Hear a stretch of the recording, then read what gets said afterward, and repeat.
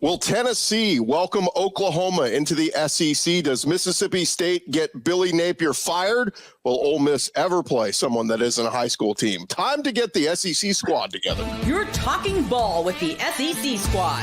From Alabama to Tennessee, from Georgia to Oklahoma, from Auburn to Texas, it's the local experts of the Locked On Podcast Network bringing you scoops, breakdowns, and the most comprehensive preview of the upcoming SEC weekend. It's the SEC squad, and we have a seat for you. Hurt feelings and thin skin are prohibited. Squad up. You're part of the SEC squad. Oh, yeah. What's up, everybody? Welcome into our SEC squad edition, getting you set for week 4 in the SEC. And today's episode is brought to you by FanDuel. Now through September 22nd, all FanDuel customers can bet $5 to get a 3-week free trial of NFL Sunday Ticket from YouTube and YouTube TV. Visit FanDuel.com today to get started. Welcome into the SEC squad. Sit back, grab your favorite beverage. Join us as we get you ready for another wild week across the SEC. And let's welcome in our panelists this week. We got Stephen Willis, host of Locked On Ole Miss. John Miller, host of Locked On Mizzou. Jonathan Davis, host of Locked On Longhorns. Luke Robinson, Locked On Bama. Eric Kane, Locked On Vols. And Chris Marler, Locked On Gamecocks. And fellas, I look around, I see a lot of top 10 teams in the country right now. Marler, South Carolina gave it a valiant effort. They, the refs have been a little bit. Hold on, Gordy. I think they just got flagged for me being here on the show. Just right now, right? There was another flag, another kick six, or pick six has been overturned because of me just being on the show. Yeah, it was a tough go, but look, South Carolina, I think they're still good, and they're going to upset somebody they're not supposed to beat this season. But guys, let's jump into it. Let's open it up. I'm going to jump to each of you. Just make a prediction about your team this week. Doesn't have to be about the game necessarily or the score, but just give me a prediction for your team. Steven, let's start with Ole Miss. The prediction is Henry Parrish is probably going to go off. Georgia Southern played against Boise State and gave up 260 yards to Genty. The backup running back had 112 yards running in that game. They gave up nearly 400 yards for the day. Henry Parrish is going to go off. Matt Jones is going to go off. And Ole Miss has outscored their opponents this year, 168-9? That's going to go up. Jaquindon Jackson and Dylan Sampson kind of battling it out for leading rusher in the SEC. Henry Parrish right behind them, not far back. John Miller, give me a prediction for Mizzou. Well, last season, Brady Cook against Vanderbilt had probably his best game of the season. Missouri's been just a little bit off on their deep passing so far. I think this is the week it finally clicks and the Tigers get some deep shots to come through against the Commodores. Yeah, that Luther Burden guy, pretty damn good last week, 100 yards. Jonathan Davis, how about a prediction for the Longhorns? And is it about Arch Manning? Please say it's about Arch Manning. It is about Arch Manning. Come on now. I've been doing this for 2 years. I know, I don't want to bury the lead, but, when you look at it, ULM, obviously Louisiana Monroe, the opponent doesn't bring a lot of excitement, but everybody's going to be watching America's favorite quarterback, Arch Manning, and what likely will be his first start with Quinn Ewers dealing with that oblique strain. I'm going to say Arch Manning goes off another 5+ touchdowns, 300+ yards. And the biggest story in college football next week is the quarterback controversy at the University of Texas. Yeah, when you said America's favorite quarterback, I thought you meant on ULM side, General Booty. I mean, come on. Yeah, the best name in college sports for sure. A Manning versus a Booty, it doesn't get any better than that. Luke Robinson, give me a prediction for Alabama. Didn't a Manning already face off against a Booty back at Tennessee, and it caused a bunch of problems? Well, my predictions are that I'm going to eat 100% fewer cheese curds than I did last week. That was that was a lot. In Wisconsin, they have that for breakfast. But kudos to them. I love seeing the atmosphere, and it was a lot of fun. And I'm just going to take a break this week and just try and absorb some of these other SEC games for a while. Yeah, the Wisconsin Badger fans or players, they look like they ate a bunch of cheese curds. They were so slow out there. The slow 10 up there, Alabama making a rough shot at them. Eric Kane, give me a prediction for the Vols this week. Well, first of all, hat tip to you, Luke. That was a pretty good one. Job well done there. All eyes college football is going to be on Tennessee and Oklahoma.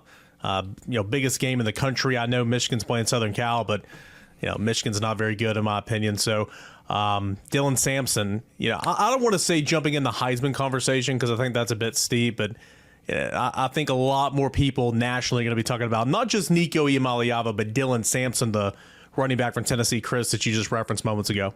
Yeah, it's a good angle there because everybody was talking Nico in the Heisman, and it might just be the running back there. Marler, the South Carolina Gamecocks, a bounce back spot here, 4-touchdown favorite against Akron. But will Lenora Sellers play? Will it be Robbie Ashford? Just whatever it is, get a win. First and foremost, I mean, Eric's right about the all eyes being on Tennessee and Oklahoma, even though they announced earlier today that Michigan's going to start Orgy. So it'll be the first time in a while all eyes will not be on Orgy. Instead, they will be going to start what now? That being said, listen, here's the thing. Lenora Sellers, they said today, everyone assumed he's not playing. Everyone with a brain assumed he's not playing. Shane Beamer comes out today and says, you know what? He's going to play. He's going to be full go. Like, everything should be fine. And there's this team at Akron presents problems. That better have been coach speak, because this is one of the worst teams in the country. They have not won more than 2 games in a season since 2018, and that's when they won 4. So it better be coach speak. They better cover the spread, not just for my gambling, because they need to save some face after last week. I just got flagged again, by the way. Yeah, we've talked a lot of already on the show. We've hit on an orgy, a booty, and who knows where this show is going to go. But it's interesting, guys, and Luke's right. I completely brain fart slip that Alabama's got a bye week, Georgia's got a bye week, got teams already on a bye week who just started the freaking season, but thus the new longer schedule and what it brings. Guys, just looking around the league right now, some big picture stuff I just wanted to touch on, but raise your hand if you're shocked Billy Napier is still employed at Florida right now. Yeah, about half the group. Pretty crazy. I mean, I don't know. Do things continue to get worse here for Florida? I don't know how they get better. I think if Billy Napier gets a win against Mississippi State, which if you looked at them last week against Toledo, that is very possible. This is a bad football. Like Vandy might put 40 on Mississippi State this year. No, I'm with you, Steven. It's gonna get ugly here. And look, they're already betting odds on who Georgia's or Florida's next head coach is gonna be. Like, the guy's not even fired yet, but Congrats, Steven. It's all out there already. And Congrats, of course, buddy. It's Lane Kiffin's name getting thrown out there again, Steven. Go figure. Lane Kiffin is not going to Florida. He's just not. And Eli Drinkwitz isn't either, but I'll take all those hits I can get. Yeah, just like Steven. Give me all the page views. Absolutely. That's what I'm saying. Like, you guys are about to make money regardless of what happens. So there was very randomly a Florida fan in Wisconsin for no reason that went to the game. Like, he kept sort of in a ghostly fashion following us around. We kept seeing him. He had all this Florida stuff on. And he's, said, I do know a couple of folks that know a couple of folks. Everybody says it, right?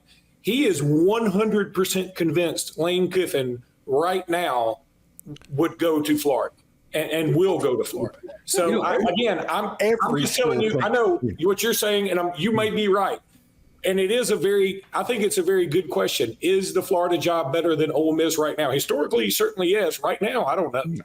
I think the main thing with Florida that no one seems to be talking about, which is Napier, if he needs to go, he needs to go. But if he goes, you clean house completely, because there's no chance in hell they can have Scott Strickland be in charge of another hire with how bad he's been the last several years. Because I think he's made 6 total hires in the athletic department. And you talk about all the different sports, only one has a winning record against SEC teams, and it's the basketball coach. 2 of them already been fired for, I think it was abuse, has been said on Twitter. I didn't read too much into it, but of course it's Twitter, so it's real. But like, you cannot let Scott Strickland make another hire and have him be in charge of it, because it's so bad.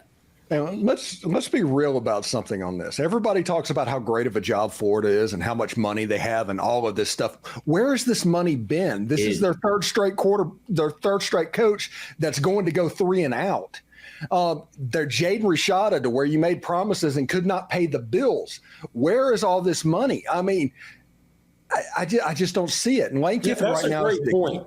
Yeah. And that's a great point, because people, I think, assume Florida with the resources, and by resources, you mean the high schools in that area, the talent that's so close. But now with NIL, it doesn't matter. I mean, USC just went into Florida and got Ty Jackson out of nowhere. He wasn't even really considering them, goes on a visit. The next thing you know, he comes out and goes, boy, I love me some Southern Cal. And that sort of came out of meaning, the NIL is going to play such a big deal in here. It's going to really affect the location lure that it used to be for somebody in Florida. So I think you're absolutely right there. And that's why I'm saying it is a legit question if Florida is still a better job than Ole Miss at the moment.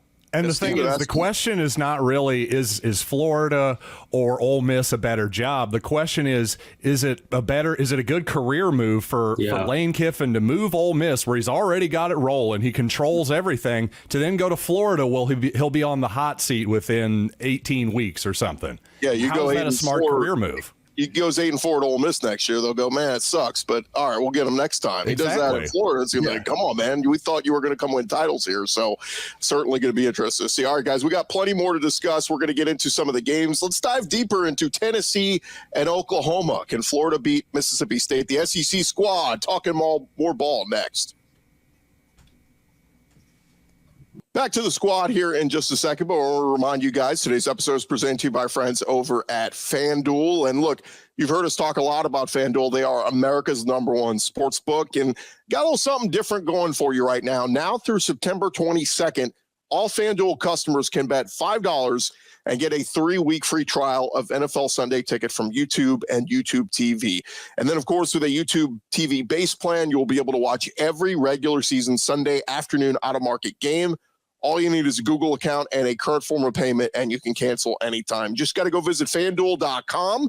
Take advantage of that great offer. Again, bet $5, get a 3-week free trial of that NFL Sunday Ticket from YouTube and YouTube TV. And, of course, take advantage of some of the great betting lines they got up there. They got all the biggest SEC games each and every week. If you like Florida to cover the 6 on the road at Mississippi State, they got that right now.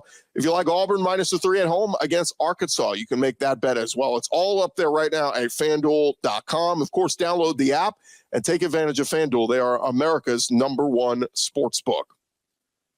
This episode also presented to you by our friends over at Roy. And if you have not heard about Roy yet, it stands for Return on You. And it's a new platform that lets you, the fans, get involved in NIL like never before by making contributions directly to your favorite athletes. And by supporting players directly, you can help shape rosters, retain talent, keep your favorite players out of the transfer portal. And as you know, NIL has changed the game for athletes. Roy is changing the NIL game for fans. No risk contributions. Fans' contributions are securely held and are only distributed if the athlete makes the decision that aligns with the fan support. If not, the money will be returned to the fan. By using Roy, fans not only support athletes financially, but also become part of their name, image, and likeness journey. Go download Roy for iOS or Android, enter referral code LOCKEDON, and you will automatically be entered into a sweepstakes to win $5,000 cash. Visit joinroy.com for additional details. No purchase necessary, void where prohibited. Get off the sidelines and into the NIL game with Roy.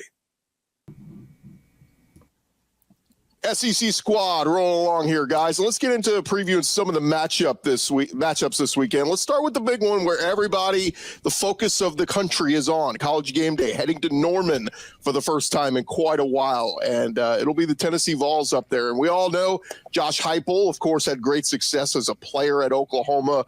Very revered there. He's been trying to downplay it. This ain't about me. It's about the team and all this kind of stuff. But Eric, start with your Vols. They seem pretty focused and a team on a mission so far. Yeah, I think so. Tennessee's looked really good the first couple weeks, and NC State turns out wasn't really much of a challenge, and we'll see if they turn into anything offensively. But right now, it's not a very good football team. So Tennessee's played 3 pretty bad football teams, and this is obviously going to be a huge challenge. Having said all that, I mean, the defense has still been much better than I thought it would be. Defensive line continues to look like one of the best groups in the country. Explosive plays are back offensively. And Tennessee's run game, as I mentioned a moment ago, has been second to none. So, playing with a lot of confidence right now. Should be playing with a lot of confidence. And you look at Oklahoma and some of the struggles and certainly the injuries the Sooners have been dealing with on the offense side of the football. It's easy to see why Tennessee's kind of a trending pick here this week. But got to go on the road, got to control the elements, and that's something that Tennessee has not done well in recent years. Georgia 22, South Carolina 22, Florida last year, Missouri last year. It's going to be up to Nico and this staff to kind of change that narrative and a big test here in the early going. Anybody think Oklahoma, we see their best shot? This defense has played well. Just the offense has not been great. But do we see a motivated bunch? Do we see Oklahoma come out? Keep in mind, they haven't had their full complement of receivers and offensive line since Nick's coming back this week. So we'll see.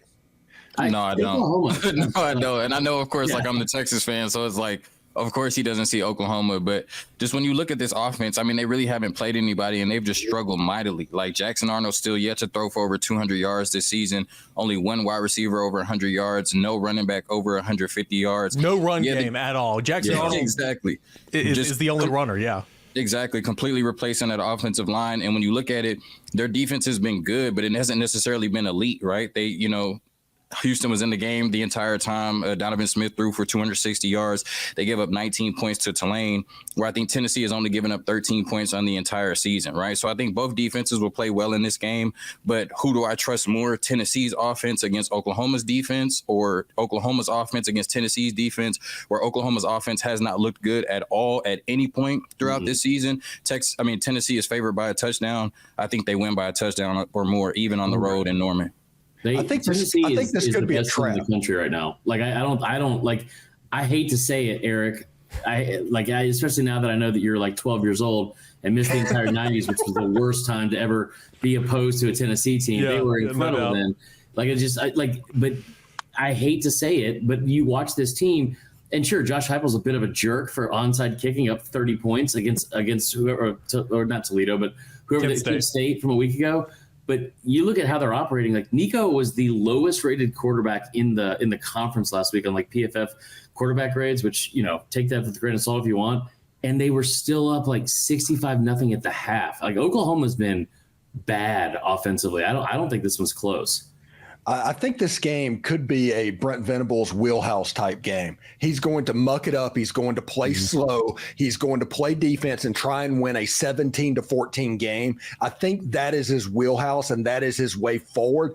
I just don't know that Oklahoma can do it because Tennessee's offense is just ridiculous right now. Well, and you can muck it up a little bit, but you've got to be able to score a lot of points. And again, I'm not sure Oklahoma can do that. I think P. Diddy will win Humanitarian of the Year before Oklahoma beats Tennessee this weekend. You know what? This national game of the week, quite possibly, this is actually my pick of the week. As long as you can get it less than a touchdown, I will give the 6.5 with Tennessee. Wow. Well, the road numbers are kind of scary from what Eric brought up. I will say that. Yeah, and I think it's a little bit like Michigan against Texas, where I think they were getting a lot of credit for their name and last season. I think that's a little bit what's happening with Oklahoma right now. Well, let me paint a picture though for you. All the talk of Heupel coming back and the beloved quarterback. What if Nico has his first terrible game of the year? What if he throws 2 interceptions, a pick 6? Like that's honestly what Oklahoma's going to need. You got Danny Stutzman, you got Billy Bowman, you got some great defensive players. They're going to need, kind of what I'm looking at the NFL a week ago, what the Bears did to Will Levis. Like, you're going to need a special teams touchdown. You're going to need a pick 6. Like, but it's not crazy to think. But no. I don't know. I think that crowd's going to be hyped. I mean, the Big 12 is already sending messages to Oklahoma. Don't mess this up, guys. You left us for that. Don't lose your first SEC game. Well, I think the run game for Tennessee and Dylan Sampson is so important in this game. Like, all eyes are going to be on Nico. This is truly Nico's. I mean, yeah, he started in the Citrus Bowl last year against an Iowa defense that was pretty good. That was a big time test, and he passed. This year, I mean, NC State, sure, but I mean, this is his first huge test, right? Going on the road, hostile environment, something he's never done. All eyes, are going to be on him.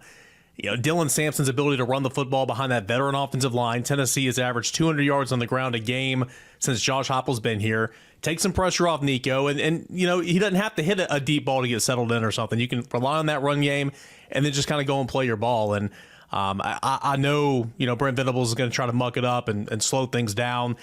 But if Tennessee can run the ball, and rely on that run game all week, all game long, I don't think that matters, because I think the play action and RPO is going to come off that run game. It's just going to be really good for Tennessee. The way a 60-minute football game, I want to say, like, it's a 60-minute football game, and Brent Venables could muck it up early, right? It could be a close game early, going into the half. But this Oklahoma offense, you're not going to convince me that after 3 straight weeks of struggling, they take such a big step up in competition and then magically just put it all together. You know what I mean? Like, they're just not going to be able to outscore this Tennessee offense in a 60-minute football game. They keep it close going into halftime, but Tennessee eventually pulls away. Like I said, like John Miller said, I love Tennessee by 6.5, a touchdown, whatever.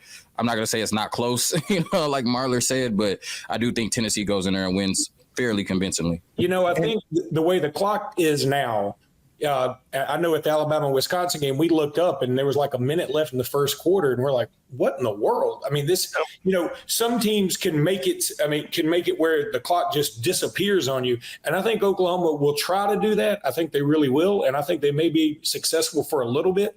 But what's going to happen is a lot like what happened in the Wisconsin game, where eventually somebody's going to get loose. It's going to be a big play, and you're going to be 2 scores down. And you're like, okay, now we can't do this clock thing anymore. We got to come back. And that's when you get into a trap and it starts rolling downhill.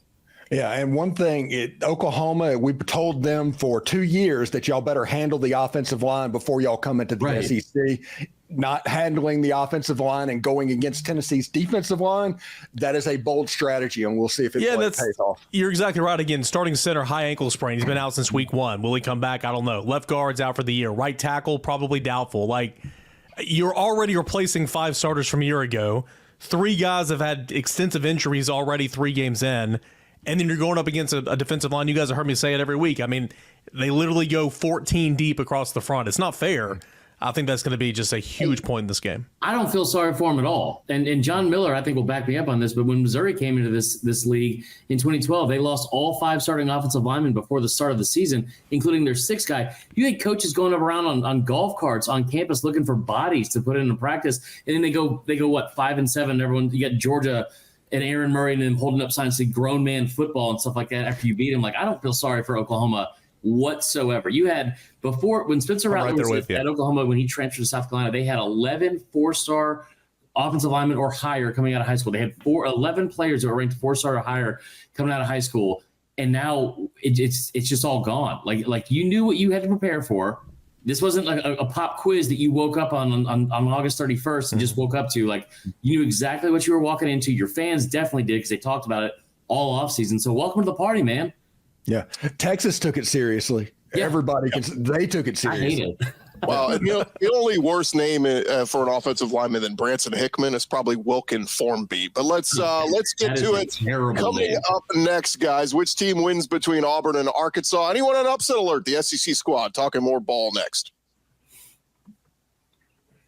Back to the squad here in just a second, but first, today's episode brought to you by Game Time. The new Game Time app has a feature called Game Time Picks that makes getting tickets for your favorite live events even easier. Game Time Picks, it's going to filter out all the fluff to show you only incredible deals on great seats, so you don't have to waste time searching through thousands of tickets. And what's great about the Game Time app, with the Game Time Picks option, curation makes it easier to save more on sports, concerts, comedy, theater, whatever it is.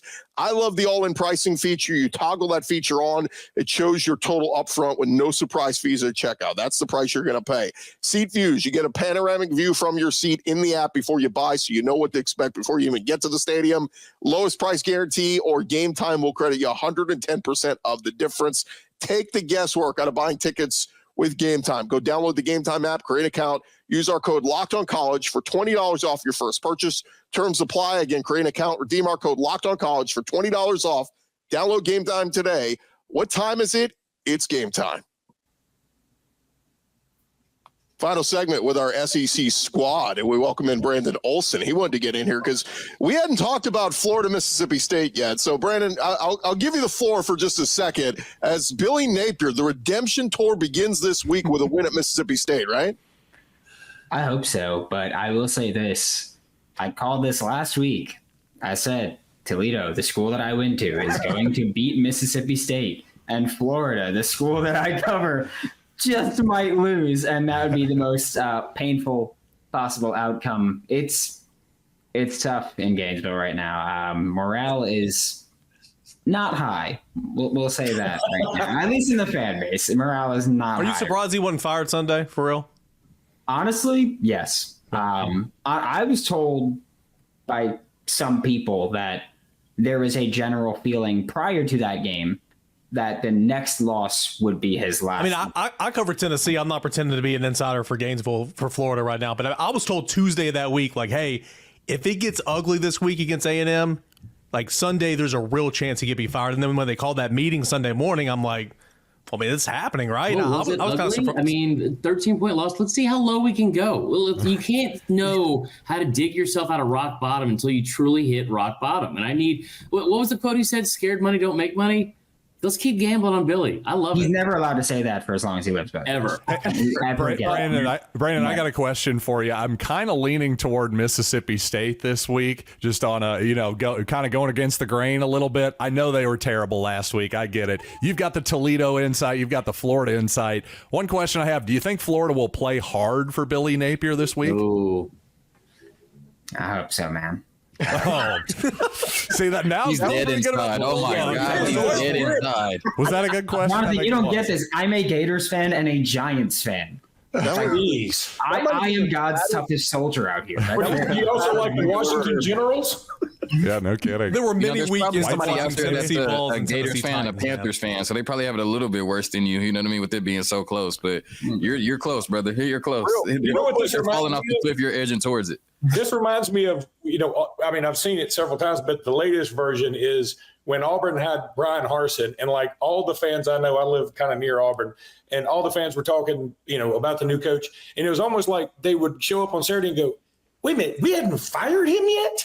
It's like, that's the way it is with Billy Napier. It's like fans keep going to see him like, okay, let's talk about the new coach. Oh my God, he's still here. How'd that happen? Real quick show of hands. Are we all taking Florida to beat Mississippi State? Yeah. I am scared. Scared money doesn't make straight up, money. yes. I'll take the 6 points. Mississippi State I'll take this the 6 week. points.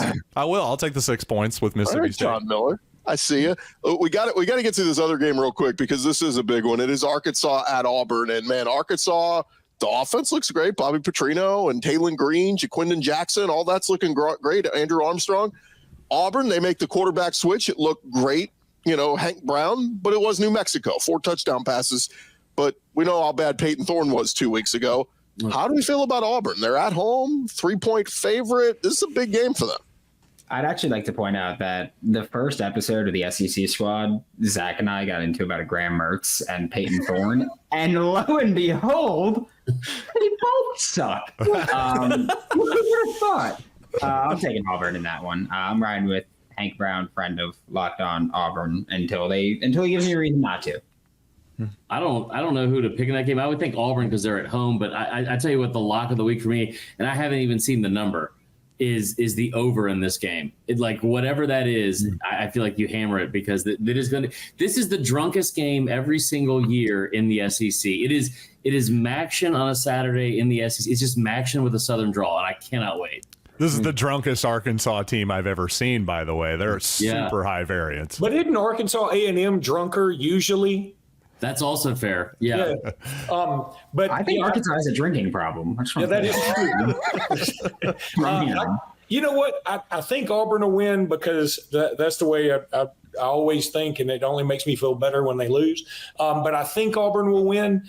That said, boy, what kind of story would it be if Petrino rolled in there as an assistant again this time and was able to pull off a victory? And look, Hank Brown looked really good. His passes look really crisp. I mean, I don't think there's any other way to say that. He dropped something in there on a dime occasionally, but that is a pretty bad defense he was playing against last week. And Arkansas has gone to Oklahoma State, and they fared pretty well except for about the last 10 minutes. I was going to say, it feels like it, and that's the game I watch. So, I'm not trying to act like an expert on Arkansas, but feels like they have more playmakers, they have more explosion than that of Auburn. If they don't try to just say, "Hey, football, here, go win go Oklahoma State, go win the football game." Like they tried so hard to lose that game to Arkansas. As long as you don't beat yourself like that, it feels like they got a pretty good chance to score some points.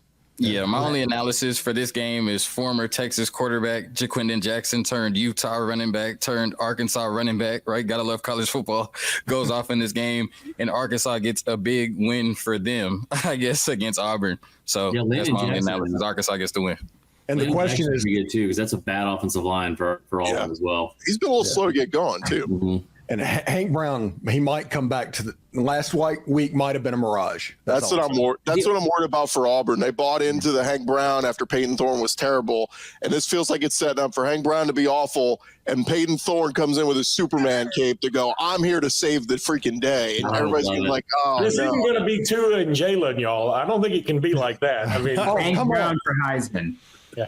Yeah, Hank instead of Lank. That's my favorite thing. Why didn't Auburn go get a quarterback this offseason? I need Peyton Thorne to save the game against Arkansas more than I need. Yes. That's what I need at this point. Yeah, No. You need Peyton Thorne to come in and almost save the game. That's what'll really get them talking. Like almost do it. Yeah. That's what'll be the best.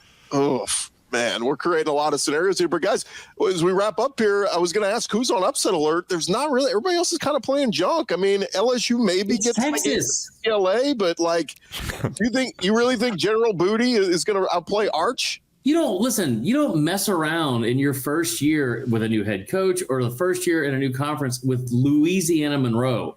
That's a world beater of a team at times. True. And people don't forget. So that's all I'm saying, Jonathan. Don't count your chickens for they hatch, or whatever the saying is. Yeah, I think the only question about this game is if Texas covers the 44.5 point spread. But I appreciate Chris Marlowe. You know what I'm saying? You know, they say the best thing about podcast hosts is being able to invoke emotion. You know, so maybe he pissed off 2 or 3 Texas fans still watching this late into the show.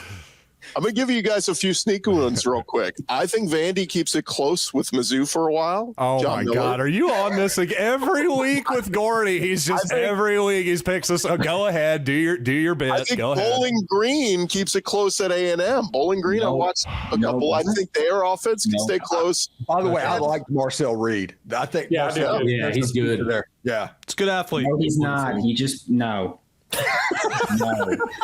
Okay, Brandon. He's not good just because he's been at Florida now. You know, he's not. He just played Florida. That's all he did. That's it. Tennessee boy. Yeah. The other one I was going to throw out, Ohio, I think keeps it close with Kentucky. You're coming off that emotional, tough 1-point loss to Georgia. Everybody's like, hey, you're not as bad as we thought you were. Come out with a clunker and stick That up. makes more sense. Does Can I Mark ask you a Stoops know that he doesn't have to punt? Hey, Yeah, Chris. I can't wait for him to punt or to go settle for a 4th-and-1 field goal. Hey, Chris, how did the officiating crew get from Columbia to Lexington so fast? They were so mad in both places. I'm pretty sure Brian Kelly had a PJ. They just flew on immediately because that was, just gift wrap. I got Gordy Tech after that game telling me that Shane Beamer blew it. And I was like, buddy, that is just on a silver platter. 17-point lead. Everybody blows 17-point leads, right? Come on. Shane Beamer, he did everything right. Gordy, can I ask you a question? Yeah. Do you want to host Locked On Mac? Bowling Green's going to keep it close. Ohio's going to keep it close. What is it? Think of the page views. Look, man, there's been an upset. Chaos. There's been an upset in the conference every week so far. Somebody's losing this weekend. That's not supposed to. Also, I'd like to let it be known, Carolina, Billy Napier has not most blown a of us about 17-point lead. He doesn't get any.